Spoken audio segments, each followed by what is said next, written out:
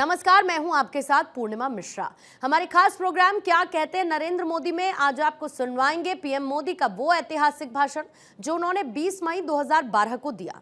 मोदी जी ने अपने भाषण में कहा कि आज गुजरात जहां पर भी है, जिस ऊंचाई पर पहुंचा है, उसके लिए मेरे 6 करोड़ गुजराती भाई बहनों ने सपने देखे हैं, सपने बोए हैं और उन सपनों को संवारने के लिए दिन रात मेहनत की है और उसी के कारण आज गुजरात की चारों तरफ चर्चा है। भाइयों बहनों, आप गुजराती हो या न हो, हिंदुस्तान का कोई भी नागरिक विश्व में जहां भी गया है, इन दिनों बड़े गर्व के साथ गुजरात की चर्चा करता है, लोगों को गर्व के साथ गुजरात की बातें बताता है और विश्व के सभी समुदाय गुजरात के संबंध में जानने के लिए इच्छुक रहते हैं। भाइयों बहनों, हमारे देश की एक पहचान बन गई कि भाई अब हिंदुस्तान में कुछ हो नहीं सकता है। एक माहौल बन गया कि चलो यार, दुनिया के किसी और देश में चले जाएं और वहीं अपना भाग्य आजमा दें। यहां अपना कोई भविष्य नहीं है।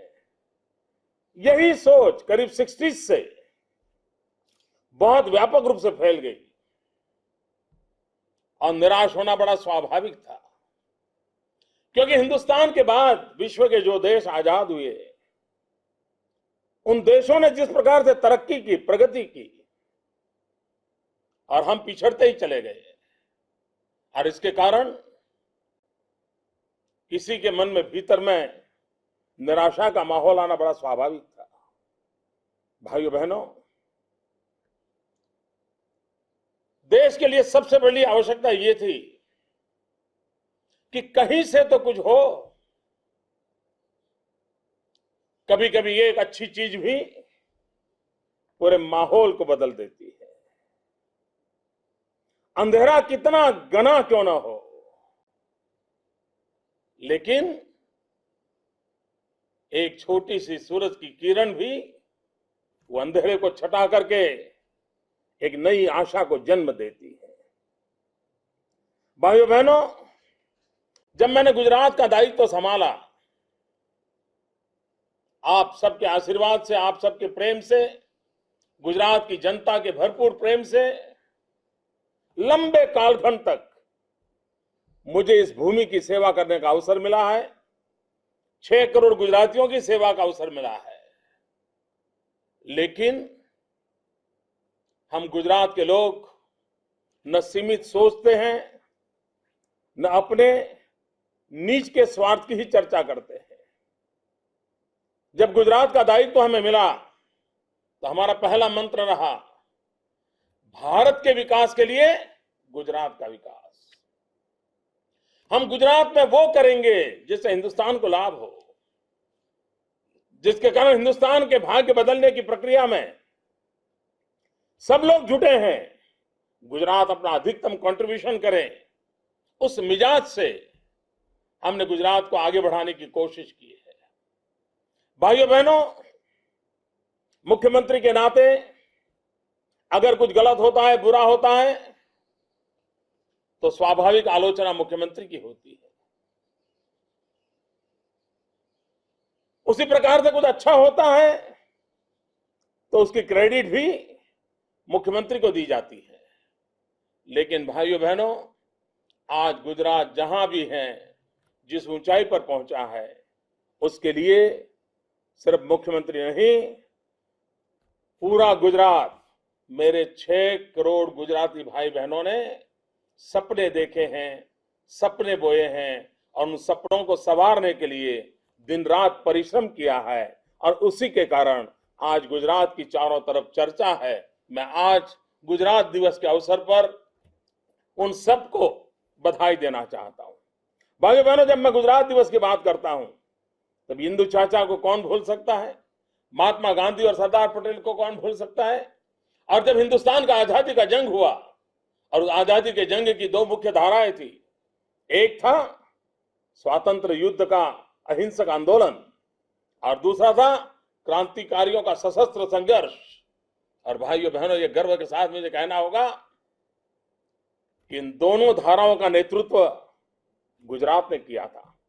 अहिंसक आंदोलन का नेतृत्व महात्मा गांधी, सरदार पटेल ने किया था, तो सशस्त्र क्रांति का नेतृत्व श्यामजी कृष्ण वर्मा, मैडम कामा, सरदार श्री राणा, ऐसे क्रांति की दुनिया से साथ जुड़े हुए लोग महापुरुषों ने किया था, जिन्होंने सावरकर को प्रेरणा दी थी, जिन्होंने लाला हरदयाल को प्रेरणा दी थी, जिन्होंने भगत सिंह के साथ नाता जोड़ा था।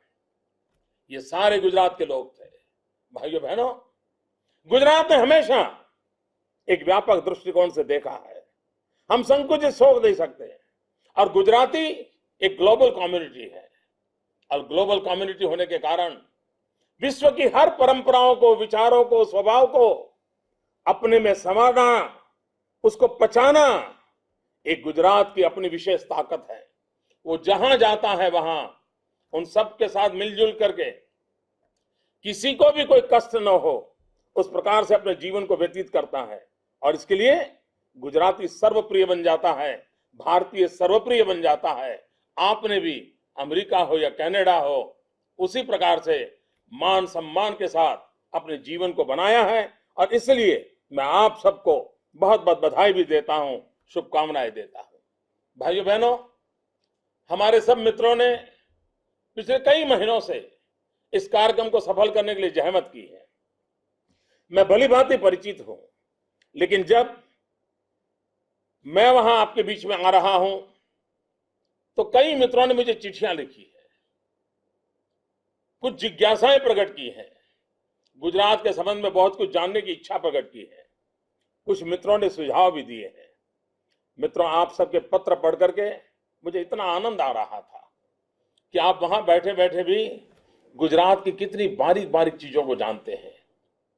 आपके मन में कुछ जो झूठ चल रहा है, उस झूठ के प्रति कितना गुस्सा है, ये भी आपके खत में मुझे नजर आ रहा है। ये आपके पत्रों से मैं आपके प्रेम की अनुभूति कर रहा हूं। आपके पत्रों से, आपके सवालों से, आपकी जिज्ञासा से मेरे मन में एक ऐसा भाव जग रहा है कि हजारों मील क्यों न हो मेरे भाई, लेकिन उनके दिल में गुजरात का कुछ भी बुरा सहने की तैयारी नहीं है। गुजरात के लिए कुछ बुरा बोले तो उसको झेलने की उनकी तैयारी नहीं है।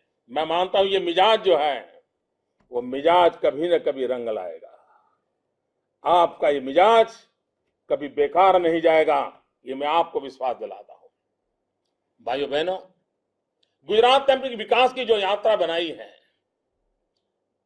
इससे एक बात पक्की हो गई है कि हिंदुस्तान, यही संविधान, यही कानून, यही नियम, यही व्यवस्थाएं, उसके बावजूद भी हम भारत को बहुत महान बना सकते हैं। और गुजरात उसका एक छोटा सा नमूना है, छोटा सा एग्जाम्पल है। जिस समय हम गुजरात के कार्यभार को संभाला था 2001 में, हमारा रेवेन्यू डेफिसिट था 6,700 करोड़ रुपीस। भाइयों बहनों, आप कल्पना कर सकते हैं, करीब करीब 7,000 करोड़ रुपयों के घाटे के साथ हम अपने कार्य को प्रारंभ करें और आज हम रेवेन्यू सरप्लस स्टेट बन जाए। और आपको जानकर के खुशी होगी, क्योंकि अमेरिका के अंदर टैक्स के संबंध में बड़ी चर्चाएं करने का स्वाभाविक स्वभाव होता है। अगर वहां की सरकार 1 सेंट भी टैक्स इधर उधर करे तो पूरे अमेरिका में चर्चा हो जाती है। भाइयों बहनों, मैं आज बड़े आनंद के साथ कहना चाहता हूं, पिछले 10 साल में एक नए पैसे का टैक्स किसी भी क्षेत्र में गुजरात ने बढ़ाया नहीं है। कोई नया टैक्स नहीं डाला है। यही पुराने जो टैक्स रेट थे उसी से हमने सरकार चलाई, लेकिन खर्च कम किए, कटौतियां की, व्यवस्थाओं में एफिशिएंसी लाए, और उसके कारण आज हम रेवेन्यू सरप्लस बन गए। भाइयों बहनों, जब हमने प्रारंभ किया था काम, आप जानते हैं गुजरात किस हालत से गुजर रहा था। 2001 का भयंकर भूकंप था। गुजरात मौत की चादर ओढ़ करके सोया था। दुनिया ने मान लिया था कि इतने भयंकर भूकंप के बाद गुजरात खड़ा नहीं हो सकता है। उसके पहले हम अकाल को झेल रहे थे। उसके पहले हमने साइक्लोन को देखा था, तबाही के बाद तबाही, तबाही के बाद तबाही, उस मंजर से हम गुजर रहे थे। और ऐसी कठिन परिस्थिति में जब आप लोगों ने मुझे दायित्व दिया, भाइयों बहनों, ये मेरे लिए गर्व की बात है कि गुजरात के लोगों के परिश्रम के कारण हम इन सारे संकटों को पार कर करके आज नई ऊंचाइयों पर ले गए हैं। और हमने गुजरात के विकास को एक बैलेंस ग्रोथ, 3 प्रमुख पिलर के ऊपर गुजरात के विकास को आगे बढ़ाने की कोशिश की है। हम न ही सिर्फ इंडस्ट्रियल डेवलपमेंट के अंदर खप जाते हैं और न ही हम सिर्फ एग्रीकल्चर की बातें करते रहते हैं। भाइयों बहनों, हमने 3 पिलर पर बड़े बैलेंस के साथ गुजरात की विकास यात्रा के मॉडल को खड़ा किया है। एक है एग्रीकल्चर, दूसरा है इंडस्ट्रियल डेवलपमेंट और तीसरा है सर्विस सेक्टर। और हमारी ये कोशिश है कि 1/3 कंट्रीब्यूशन एग्रीकल्चर ग्रोथ से हो, 1/3 कंट्रीब्यूशन इंडस्ट्रियल ग्रोथ से हो एंड 1/3 सर्विस सेक्टर से हो। और आज मैं जब आपको 10 साल के बाद हिसाब दे रहा हूं, आप अमेरिका में भले बैठे हो, आप कनाडा में भले बैठे हो सकता है आपका पासपोर्ट का रंग बदल गया हो, लेकिन खून का रंग बदल नहीं सकता है भाइयों।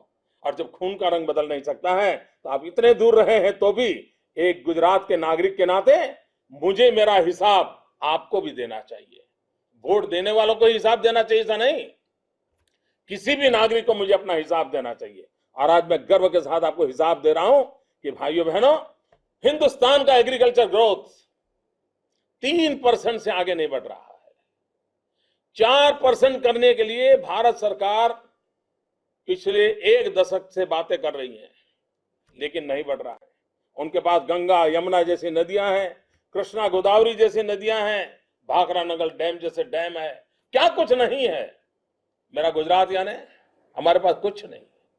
12 मास बहने वाली एक सिर्फ नर्मदा मैया, तापी मैया, वरना हमारी नदियां सूखी है। बारिश के समय हमारी नदियों में पानी आता है, बाकी पानी नहीं आता है। और हमारे नसीब में क्या लिखा है भाइयों, हमारे पास रेगिस्तान है, और इधर रेगिस्तान है, उधर पाकिस्तान है। और इसी के बीच में हमने विकास की यात्रा को आगे बढ़ाना था। भाइयों बहनों, देश के पास सब कुछ होने के बाद भी 3% से आगे नहीं बढ़ रहे। और मैं आज बड़े गर्व के साथ आपको हिसाब दे रहा हूं, हम 11% एग्रीकल्चर ग्रोथ किया है। और दुनिया के पश्चिम के देशों के लिए भी एग्रीकल्चर क्षेत्र के इस विकास को मिरेकल माना जाता है।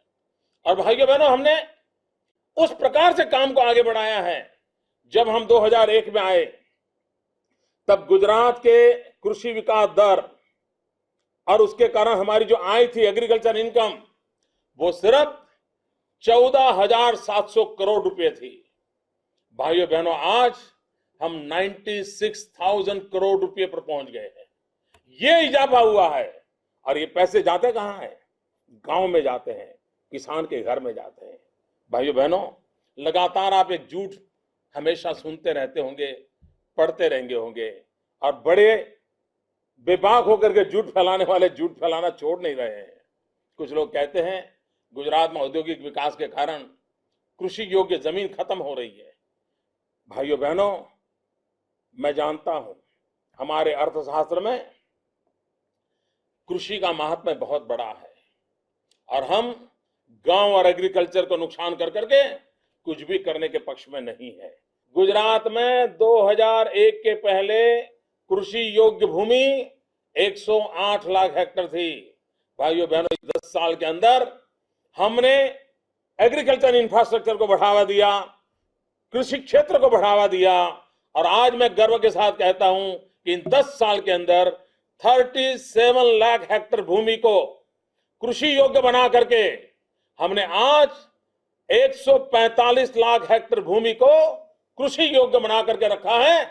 यह पहली बार हो रहा है कि किसी राज्य में औद्योगिक विकास भी हो और कृषि की जमीन का भी विकास हो। ऐसा मॉडल हिंदुस्तान में आपको कहीं नजर नहीं आएगा। ये काम हमने करके दिखाया है।